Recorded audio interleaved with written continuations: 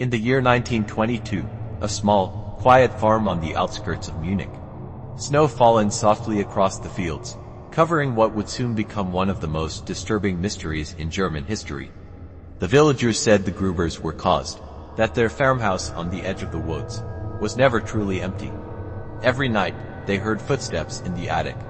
But when Andreas Gruber searched, he found nothing. Just the faint smell of smoke, and breathing that wasn't his. A few days later, the whole family was gone.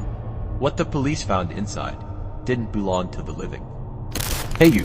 Yeah, you looking at me? Comment. Don't scroll past. It only takes one click to join the crew. Hit that subscribe button below, turn on the notification bell, and let's start the story. It had started long before that final night. Andreas and his wife, Cecilia, had been tormented for weeks by noises that crawled across the attic floor like footsteps from another world. Every time Andreas climbed the ladder to look, the sound stopped. Silence, cold air, and the smell of burned wood, as if someone had just put out a candle. Then one dawn, he saw something that made his blood run cold. Footprints pressed deep into the snow, leading straight from the forest to the farmhouse, but not a single print returning. It was as if something had arrived and decided to stay. That night, the animals wailed in their stalls. The dog clawed and barked at the barn door, staring at something in the dark that no one else could see.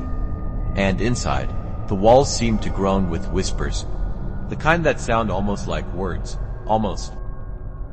The maid couldn't take it anymore. She fled the house in the middle of the night, trembling, saying the attic breathed, that she heard voices whispering her name, and footsteps pacing above her bed. Before leaving, she told neighbors, the house doesn't want us here. Andreas didn't believe her, so he hired another maid. A quiet, kind woman named Maria Baumgartner. She arrived on March 31st, 1922. Hours later, the Gruber family was gone. The next morning, smoke drifted lazily from the chimney. The cows were fed. Fresh bread sat on the kitchen table, still warm. But not a single voice answered the neighbors' knocks. For nearly a week, the farm looked normal, until the posts began to pile up.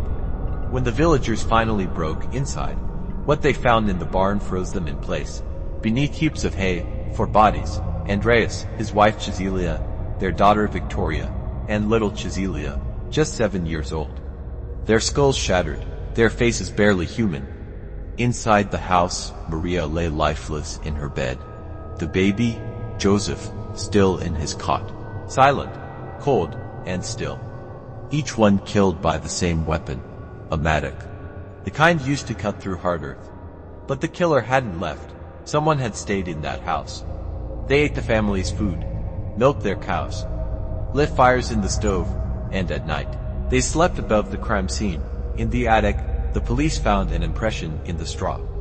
A hollow where someone's body had lain, still warm. The smell of sweat and smoke hung thick in the air, as if the killer had been right there, watching. No one was ever caught. No one ever confessed.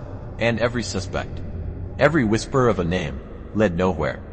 The farmhouse was torn down years later, but the ground where it once stood still feels wrong. Locals refuse to farm there. They say when night falls, and the wind drifts in from the woods, you can still hear the barn door creak, and footsteps in the snow that stop just outside your window. Because what came for the Grubers never left.